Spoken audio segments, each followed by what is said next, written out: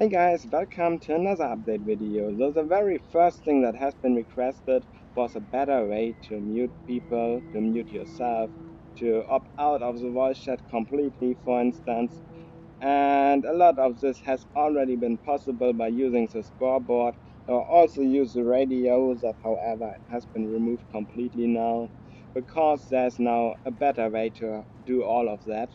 You can now use your controller and rotate it slightly so it faces you, and a wrist menu will pop up, and you get a lot of options here. So the very first tab is scoreboard, that basically is exactly the same as the one you can see here. So you can use it to mute people, you can also remove bots, vote tick, can see the stats, everything. So that should come in very handy. You also got that game log.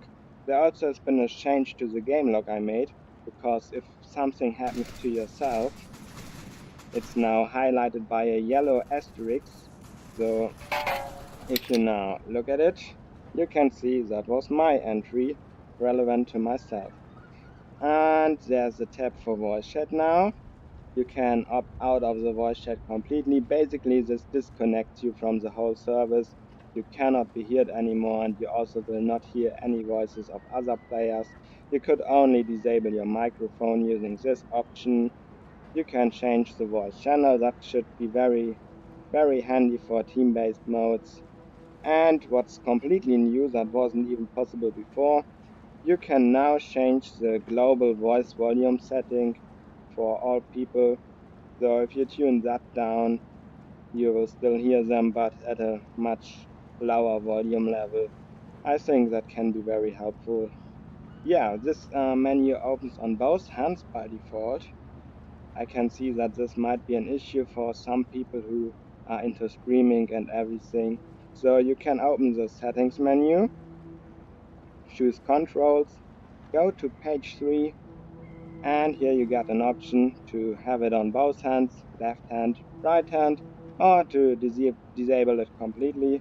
There also is this very new feature called auto grab bolt. Let's toggle it off and show you the old way of doing it. So if you shoot like in bolt action rifle, you would now, when you fire the shot, release and cycle the bolt, re-grab it, or do it with the other hand. Yeah, that's the thing how you have done it before.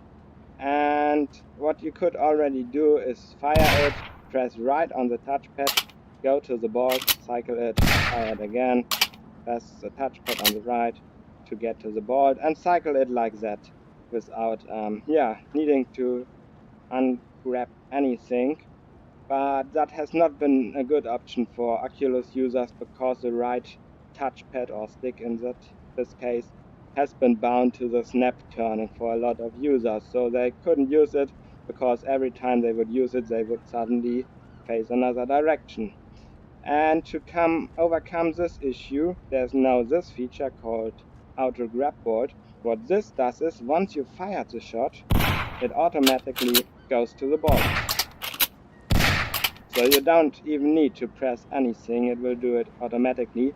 The only thing you really need to keep in mind is to cycle it completely. If you do some weird stuff, you will end up not having it cycled, so you will have to do it manually again, which costs a lot of time maybe.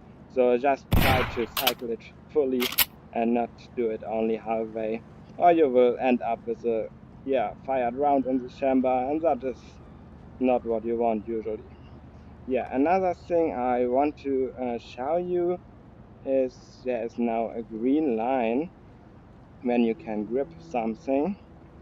That used to be the same color before, but it highlights that you are in range to pick it up. That should come in handy as well. Another very unknown feature is that you also can use like a sling for your inventory slots that hold a weapon.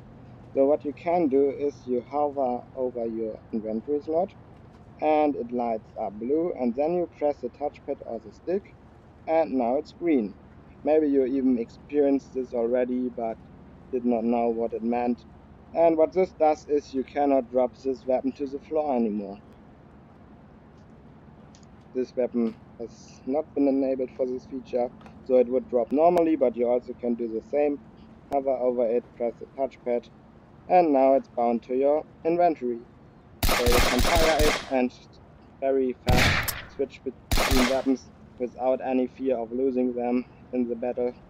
Yeah, and another thing is to disable it. So you just hover over it, press the touchpad again, and now you can drop it normally.